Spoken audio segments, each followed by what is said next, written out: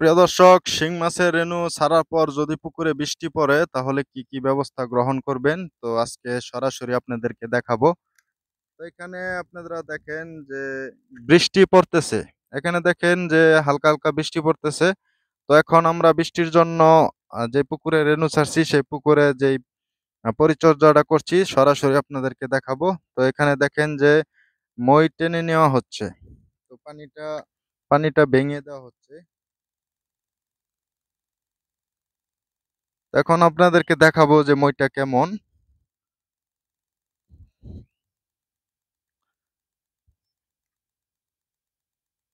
তো সম্পূর্ণ ভিডিওটি দেখবেন। আমি ভিডিওটি বাস্তবে সরাসরি দেখানোর চেষ্টা করি।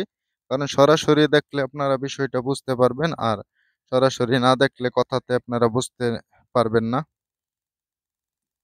তো এজন্য আপনাদেরকে সরাসরি এখন দেখাচ্ছি।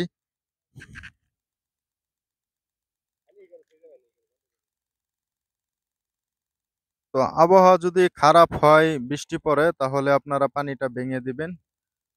পানিটা ভেঙে দিলে তাহলে পুকুরে অক্সিজেন শর্ট কম হবে। তো এখানে এই যে দেখেন আমরা এরকম একটা লুয়া দিয়ে মই বানাই নিছি।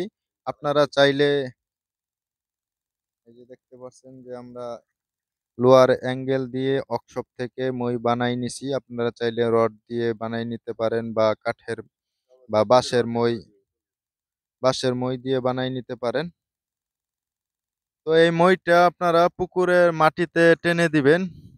পুকুরের মাটিতে যখন টেনে দিবেন এর কয়েকটা উপকার হবে। তার মধ্যে অক্সিজেন পুকুরে অক্সিজেনের পরিমাণ বেড়ে যাবে। পুকুরে অ্যামোনিয়ার পরিমাণ কমে যাবে। তো এবং পুকুরে যেই জির বা জিও প্লান্টন গুলো মাটিতে বসে থাকে সেগুলো ভেসে উঠবে এবং মাছের জন্য খাবার হিসাবে পরিণত হবে। তো খাবারও খাবে বেশি এবং মাছের গ্রোথ বেশি হবে। তো এজন্য মূলত আমরা মইগুলো টেনে দিচ্ছি। তো অনেকেরই প্রশ্ন থাকবে যে রেনু ছাড়ার পর থেকে কি পুকুরে মই দেওয়া যাবে? তো আপনাদেরকে আমি বলে রাখি, রেনু ছাড়ার ৩ দিন পর্যন্ত পুকুরে মই দিবেন না। আর ৩ দিন বয়সের পর থেকে আপনারা পুকুরে মই দিবেন বা পানিটা ভেঙে দিবেন। এখন প্রশ্ন হতে পারে যে ছোট শিং মাছের রেণু এই মাটিতে বসে থাকে। তা এখন অনেকে বলবেন যে শিং মাছের রেণুগুলো মাটিতে বসে থাকে, আপনি অনেক ভিডিওতে বলছেন। তাহলে এখানে মই দেওয়া হচ্ছে লোহার মই, যার আঘাতে মাছগুলো মারা যেতে পারে ছোট রেণুগুলো। তো এটা অনেকেরই ধারণা থাকবে বা অনেকেরই প্রশ্ন থাকবে। সেই প্রশ্নটাই আজকে আমি ভেঙে দিব। তো এখানে দেখেন যে মইটা টান দিচ্ছি, আপনি যখন পুকুরে মইটা দিবেন, তো মই যখন আস্তে যাবে শিং মাছের আগেই দেখবেন যে তারা সরে যাবে বা নাড়াচাড়া হয়ে যাবে। মানে তাদের কোনো ক্ষতি হবে না বা সাইড ইফেক্ট কোনো আক্রমণও হবে না। তো আমরা মই দিয়ে থাকি সরাসরি আপনাদেরকে দেখাই দিলাম।